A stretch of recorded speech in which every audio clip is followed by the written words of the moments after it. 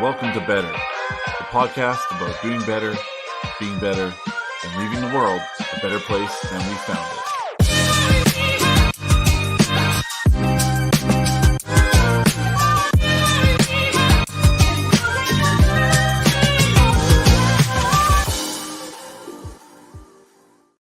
What's going on, everybody? Welcome to Better, do better, be better, make the world a better place.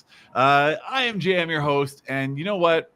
I took 2 months off, as you guys know. If you don't know the story behind why I took 2 months off, please go check out the most recent episode that came out beginning of June that kind of gives you a little bit of input into that.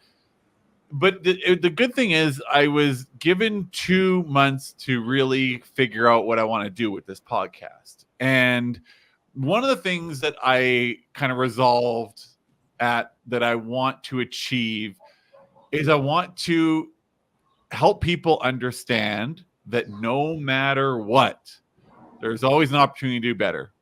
Even when the odds seem impossibly stacked against you, you can turn that situation around to some degree and make it so that you live a better life. And you can even turn around to such a degree that you make other people's lives better. And my guest for this particular episode, I think, might embody that mission better than any person I've ever met in my entire life. I'm not even going to attempt to tell you his story. I'm going to bring him in and he's going to tell you his story. But what I want you to keep in mind is, I look at right now, I'm dealing with a medical situation. It's not at all great, but it's not this. You might be sitting at home right now and frustrated with your relationship or with your car breaking down or whatever. You can turn those situations around. And how do I know that? Because my guest, Jeff Deskovic, he turned his situation around. Jeff, how are you? I'm great. I'm great. How are you? I'm pretty stoked because this kind of came out of nowhere. We were in contact. It was today, right? When we first started. Yeah, that's right. Yes. And I saw your story and I thought to myself, I thought this only happened in movies. Right. I didn't know this was a real thing. So I hope they make a movie of you one day, and I hope that you have some smashing Hollywood star that plays you and you make millions off of this, because everybody should know this story. But short of that, you're here on this podcast. And while I don't have millions to offer you, and I have an audience that I think is going to find this so compelling. So if you could just, in your own words, tell people what's going on with Jeff. Sure. Okay. You want me to just give like a short summary and then we'll unfold things with questions rather than one nice long run-down soliloquy? I mean, well, sure. Yeah. Let's give the Coles notes to start. Yeah. Yeah. So the Cliff Notes version is that I'm a lawyer who started a nonprofit organization. We free people who are wrongfully imprisoned. So far, we've gotten 14 people home, helped pass another 3 laws with an additional 6 as key members of a national coalition group. I have a master's degree. My master's thesis is written on wrongful conviction causes and reform. And I got involved into this advocacy work because I spent 16 years in prison myself. I was arrested at age 16, turned 17 by the time the trial rolled around. And I lost the trial. I had been falsely accused of a murder and rape that I did not commit. And despite the DNA not matching me, I was nonetheless wrongfully convicted based upon a coerced false confession, prosecutorial misconduct, fraud by the medical examiner, a terrible public defender. Ultimately, I was exonerated after 16 years in prison through further DNA testing through the DNA data bank, which not only affirmed the prior result, but simultaneously identified the actual perpetrator, whose DNA was only in the data bank because left free while I was doing time for his crime. He killed a second victim just 3.5 years later after killing the victim in my case. Wow. Okay. Lot to unpack there. And I have no idea how I'm going to do this in 2 episodes over an hour, but I will do my best. So 16, wrongfully accused of, I have a hard time debating what is the worst crime, rape or murder. Given that when someone is raped, you leave them with horrific circumstance that they have to live with. I guess the question is, you went from being wrongfully imprisoned 16 years to now you're a lawyer. There is no more better jump than that. Right. You're helping people that were in similar situations to you. How in the heck did you get through I'm going to guess, anger, resentment, and overall probably depression and anxiety and everything that came up as a result of this situation that you knew you didn't deserve, to turn it into a situation for good? What was your catalyst for that? Why did you turn it around? So I was angry. So shortly before I was exonerated, there was another person that had gotten exonerated. I saw on television. He had actually went home from Sing Sing Correction Facility, which is where the place that I was at. And I heard on the TV that he was interviewed, and they asked him if he was angry or bitter, and he said that he was not. And I admit that I thought to myself, well, this is just like the silliest thing ever. How could you? Why would you not be angry or bitter? Okay, Right. so my first week home, I was angry or bitter, but I realized towards the end of the week that this anger, this bitterness, this is like destroying me. Maybe this guy that I thought was silly actually had the right idea. So I wanted to enjoy my life as much as I could, and it was clear to me that I couldn't do that if I was angry or bitter. Another line of reasoning is that I felt like I had already lost so much as it was. Why would I want to, in effect, lose the rest of my life? And perhaps less nobly, I realized that if I was angry or bitter, that it's not like I would be adversely affecting the people that were involved in what happened to me. I would be the only loser in that scenario. And so from all those lines of reasoning, I decided not to be angry or bitter. And the vehicle that I used to actualize that is I took that energy and I channeled it into the advocacy work that I was doing. So that I started to do. Right. So you consciously made the decision not to let the bitterness and the angriness get to you, and to channel it in a completely opposite direction. That is a very hard thing for someone to do under the best of circumstances. I was talking to a guy recently who he can't seem to find a job. He just for some reason, he's got a plethora of a skill set and talents, but he can't find the job he wants. Pretty angry, pretty bitter. A far cry from your situation, and you're able to do. I mean, that speaks volumes to your overall character, my friend. I mean, that's impressive to be able to turn something like that into a conscious effort to do better. I mean, good Lord. I don't know if I have that in me, and I'm the host of a podcast called Better. So I guess let's take a step back for a second now and go, back in time. You get arrested for this rape and murder. Did they kind of just show up at your door and arrest you, and you had no idea this was coming, or how did that all play out? Sure. So we're in 1990. We're in Peekskill, which is in Westchester County, New York. It's the suburbs. It's middle class. It's ethnically diverse. There really hadn't been a murder in Peekskill for about 20 years. So this murder creates an atmosphere of fear, rumor, paranoia. Parents are concerned with their own safety, the safety of their children as well. They're driving their kids to school. They're picking them up, bringing them straight home. In the course of the police investigation, they interviewed a lot of students from the high school. And some of the kids told the police that they might want to talk to me because I didn't quite fit in. So that was how I got on their radar. Second thing is I was a sensitive teenager, and this was my first brush with death, and I had an emotional reaction to it. And the police thought, well, since you barely knew the victim, she was in 2 of your classes as a freshman, one as a sophomore, you knew each other's names. That was really the extent of it. They thought, they took my emotional reaction as being some sort of outward sign that I was sorry for what I did. Then they got a psychological profile from the New York Police Department, which is much more experienced at homicide investigations, and they gave them a psychological profile which purported to have the characteristics of the actual perpetrator, and I had the misfortune of matching that. So it was a reinforcing factor. So that all speaks to how I got on their radar.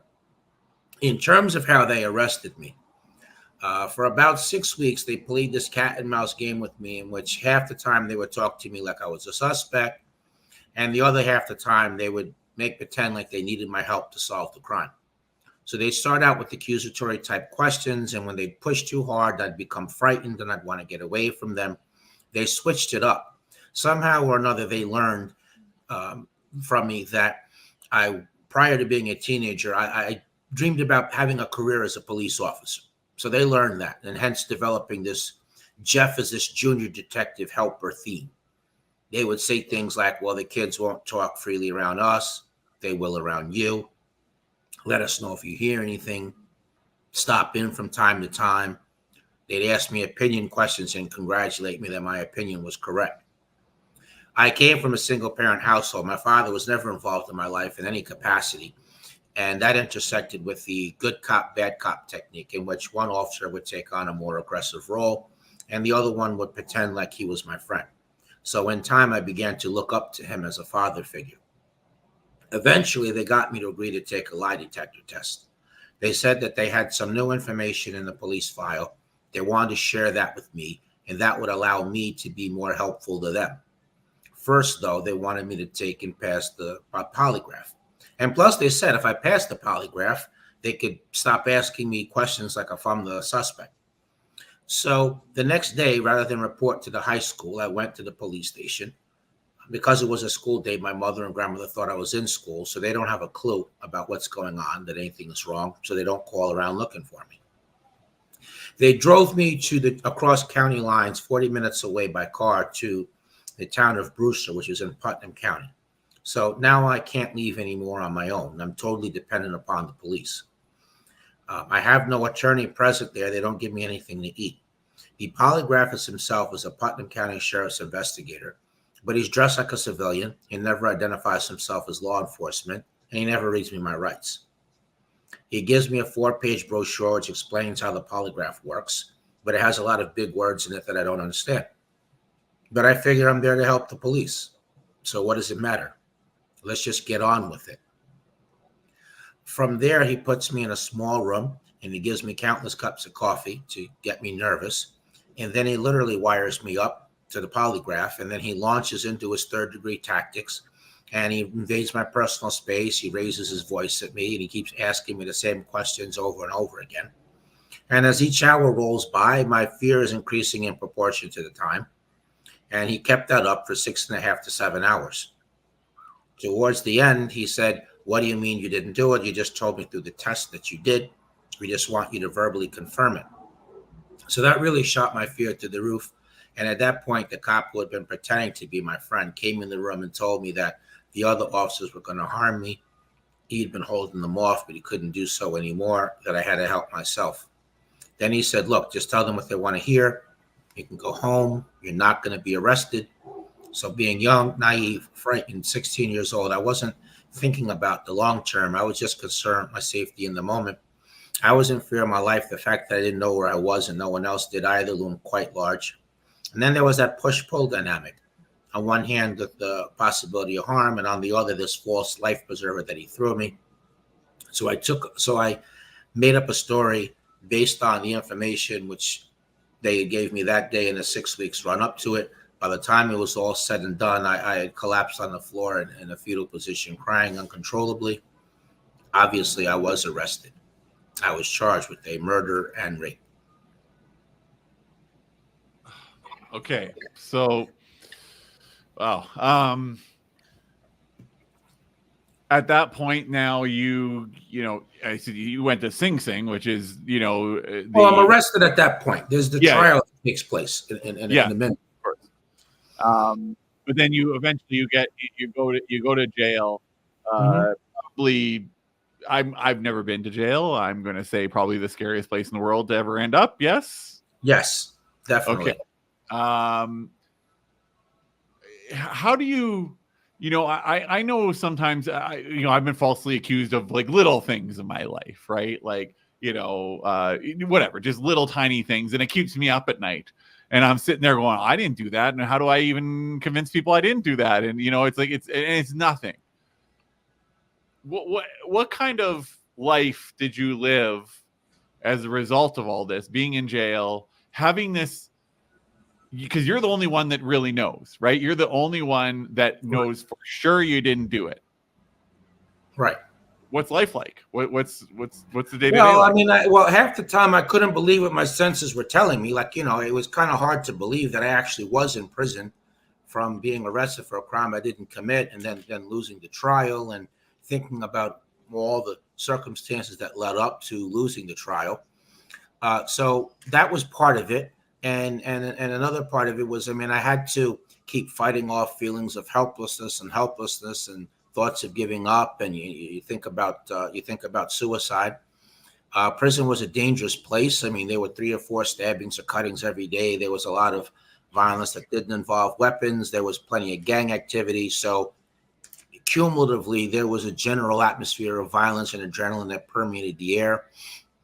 I always had a concern in the back of my head. Well, if other people would discover what I was locked up for, which was a rape with the murder, that could be a motivation on their part to assault me. There's a vigilante mentality towards people who've been convicted of sex offenses. So that was a factor. The food was terrible. Sometimes it was not fully cooked. Other times it was burned. They had a system of maintaining order in the prison that called keep lock. If you were found to have broken a prison rule, they would keep you in the cell for 23 hours a day. They'd send you less food. Sometimes the food would be 3 or 4 days old. You could take 2 showers one week, 3 the next, rather than being able to shower daily as the rest of the population.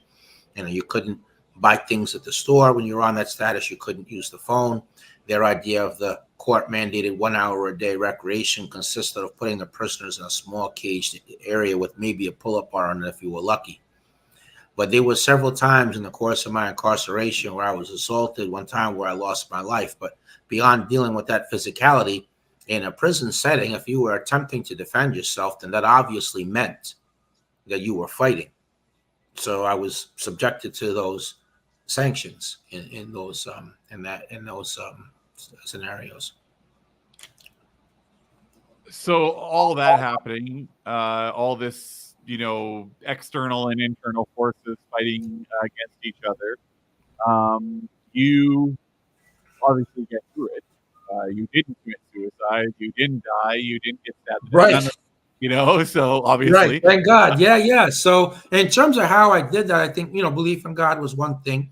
A second thing was I used to go to a law library and study the law, and that gave a sense of comfort. I used to collect articles about other people who were exonerated, and that was an inspiration to keep going. And I was also studying like who helped them and what route did they take.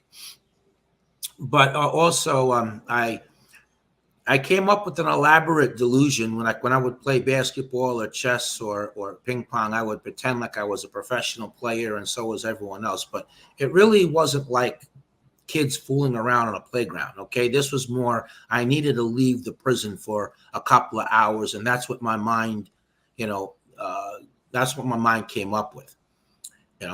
Another thing is I sometimes I collected nature pictures of nature scenes. There was a box on the prison wall. You were allowed to put pictures up, so I would collect the nature scenes. And another thing is, I didn't think about, well, I have a 15 to life sentence. Okay, I was thinking, I just have to hold on for like a year or two, at which point my appeal will be decided, and I'm confident that I'm going to win because I'm innocent and I'm going to go home. Mhm. So I lived from appeal to appeal for about 11 years. And then when my appeals were over, the only way back into court is if you can find some previously unknown evidence of innocence. So I didn't have any money to hire an investigator or an attorney, hence a letter writing campaign trying to find someone to take my case. So I did that for about 4 years. And then I went to the parole board at the end of my 15-year prison sentence minimum, where because I maintained my innocence rather than expressing remorse and taking responsibility, um, largely based on that, I got turned down for parole. They told me to come back in 2 years. And one of the letters that I wrote after that, I wrote in care of a book, or I wrote a book author in care of the publishing company. But somebody sent the letter instead to an investigator. She wrote me back and she suggested that I write the Innocence Project. Then she lobbied them from outside the organization. She got other people to lobby them, and I got lucky that one of the intake workers presented my case a total of 3 times before they agreed to take it. So and they did the further testing, and it matched the actual perpetrator. And as I said, I came out. He ultimately got arrested, charged, and convicted. You know, I'm very rarely ever kind of like not sure what I'm doing, but I definitely feel that right now. I don't know where to, I have so many questions floating through my head. It's like how do you even pinpoint one? What if you go in at 16, you're there for 16 years, or you go in at 17, right? Going at 17, right? Because I got arrested at 16, got bailed out, turned 17. The trial started. I lost. I was there from 17 to 32. Yes, you have the chronology now.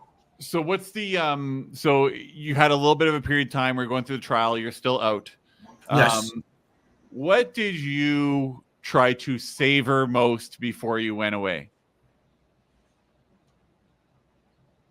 I don't think anything. I mean, I didn't really think of it that way. I mean, so when I got bailed out, I mean, my family still believed in the court system. And at some point, I adopted that belief. And so I fully expected to be found not guilty, because up until that point in time, in my mind, I thought only guilty people were convicted. Right. Wow. Okay. In terms of the trial, the DNA didn't match me. My lawyer tried to get the case dismissed against me based on that, but the judge didn't do that. In order to counter the DNA, the prosecutor got the medical examiner to commit fraud. So in the initial autopsy, you're supposed to take written and audio notes at the same time as you're making your findings. And so it was only 6 months after doing the autopsy, after the DNA didn't match me, that the medical examiner suddenly claimed that he remembered that he forgot to document medical findings, which he claimed showed that the victim was promiscuous, which was a lie. But that's what the prosecutor used in order to get around the DNA not matching me. Then he took it a step further and named somebody by name that he claimed had slept with the victim, but he never had a DNA test performed to prove that. He never called that person as a witness. He just made the unsupported argument to the jury. And my lawyer let him get away with that. My lawyer never interviewed my alibi. I was actually playing wiffle ball when the crime happened. Never explained to the jury the significance of the DNA not matching me. Never used that to challenge the confession. Never asked the medical examiner a single question. Then, in terms of the confession, it wasn't videotaped. It wasn't audio taped. There was no signed confession. It was just the cop's word for it. And as a result of that, they left the threat and false promise out of their story. I wanted to testify to add those facts to the record so that could be considered, but he wouldn't allow me to. He said that it wasn't up to him to prove that I was innocent. It was up to the prosecution to prove that I was guilty. But while that's a legal principle, that's kind of a naive way to practice law. I mean, if there's a confession in a case, you have to answer that confession. You have to explain it. You have to disprove it, bring it all together in your closing argument. But he didn't do that. Sometimes he argued to the jury that I never confessed at all. Other times he told the jury it was a false confession. And at still other times he said it was coerced. So by taking a throw mud against the wall and hope something sticks type approach. He had to have been standing there with no credibility. And lastly, my lawyer should have never represented me because of a conflict of interest. So this other youth that the prosecutor was falsely saying had slept with the victim was represented by another member of that same public defender agency, and specifically by the lawyer who's supposed to be supervising him on my case. And so that prevented the defense from asking him to give a DNA sample. It prevented the defense from calling him as a witness. Unbelievable. So it was kind of like a storm of Yes, circumstance that just, correct. Lord, how do you walk away from something like that where you're looking at going, well, I can't believe that happened and that happened and that happened, and not think, man, is the universe out to get me? What is happening here? That thought did cross my mind. Sure, of course. Yeah, it's natural to. Yes. I guess like you know, you have bad days. Everybody has bad days. You had bad decades, and so to go from that to spending all this time behind bars in this isolation that you talk about with all these various degrees of punishment that you didn't deserve. What do you hold on to other than your innocence? Because, you know, you knew you were innocent. What do you hold on to survive in there? What is your... It's hope. It's hope. It's focusing on the next appeal. It's reading these articles about other people exonerated. It's going to the law library. There was another prisoner there named Frank Sterling that was innocent also, and we helped each other through 13 and a half years. We would get together once every 6 weeks, and the conversation would be half the time about morale-wise, continuing to go, and then the other part would be a brainstorm session about what was the next move for us to make. I want to share with the audience that not only was I exonerated after 16 years by DNA, but Frank was exonerated 2 years after me. So it wasn't that I was naively believing that he was innocent. I was correct that he was innocent. Wow, that's a happy ending. That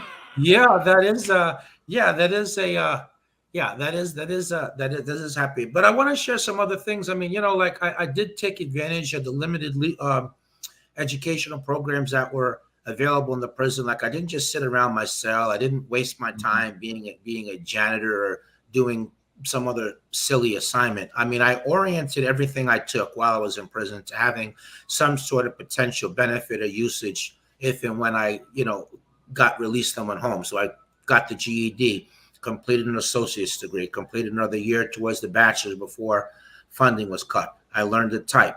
I did general business, which pertains to various applications of the computer in a workforce setting. I did computer repair. I finished the plumbing program. I got 6 certificates there. I learned to paint, became a painter's helper. I learned how adults learned and worked as a teacher's aide for a year and a half. I worked in food service, various capacities there.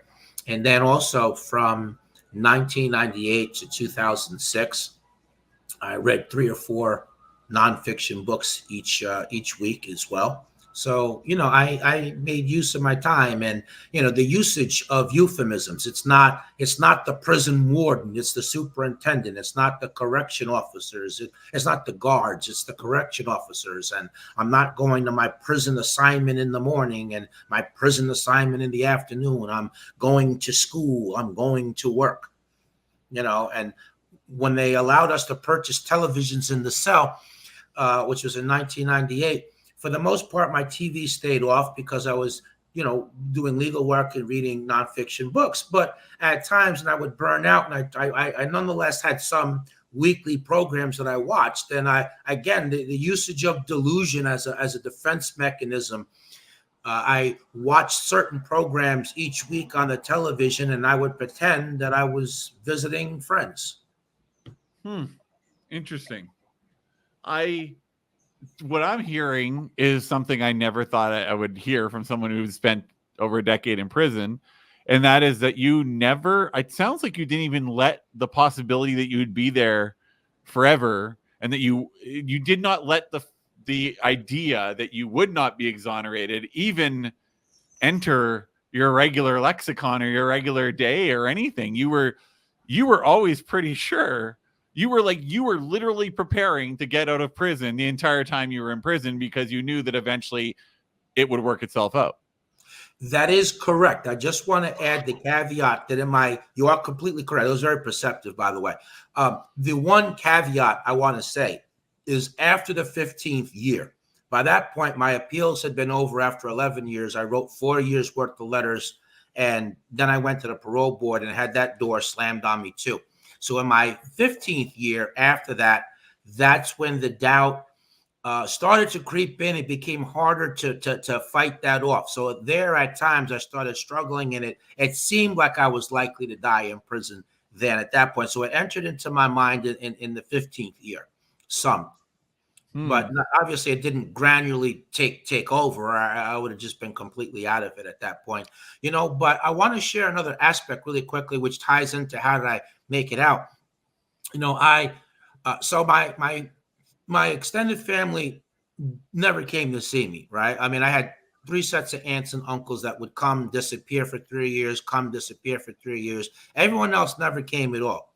My grandmother passed away while I was in prison. My brother, who's 3.5 years younger than I am, came 3 times in 16 years, not at all in the last decade. My mother used to come, be my most consistent visitor, but in the last 5-6 years, I was lucky if I saw her once every 6 months. So for most intents and purposes, though not all, I largely did the time by myself.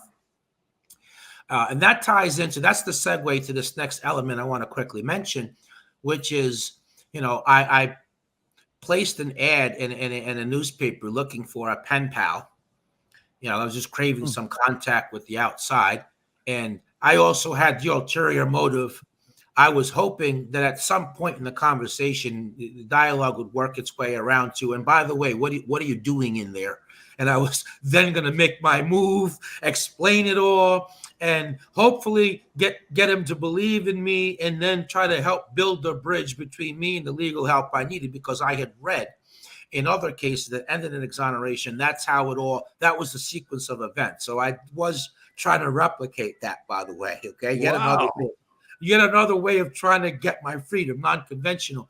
But my point here is that someone answered my letter, and I started writing. I was openly asking this pen pal. This is my 15th year where I'm struggling the most. I'm openly asking this person that I don't know from a can of paint, listen, do you think I should quit? Do you think I should just give up? I'm never going to get out of here. Do you think I should just go ahead and commit suicide? And and he encouraged me to keep going. I mean, he tried to give me ideas, but, let's just say he was in over his head on that. A lot of the stuff that he was saying really didn't make any sense. Like he said once, why don't you try to write to a police civil complaint review board, and that would be kind of a laughable thing. So I ignored the advice he gave in terms of what tactics to try. And I just extracted from his letter what I could get in order to keep going. But I feel like he showed up right in the nick of time, just when I was, pretty much at the end of my rope. I mean, he kept me going. But it can't be, I can't put a point on this any stronger. He showed up because you made that happen. That's true. Yes. God, man, the perseverance you have is unbelievable, my friend. It's like, I've met so many people that are so easily knocked off track by something small that happens, and then their whole life falls apart. And you had literally the worst case scenario of worst case scenarios. The whole way through, you pretty much had the faith and the fact and the hope that you would get out because you knew you were innocent. And then when you started to feel like it was waning, you found a way to elevate yourself yet again. I mean, I'm blown away. I have so much more to ask you, so we're going to do that in part 2. I hope in fact, I know everybody watching this is gonna check out part 2.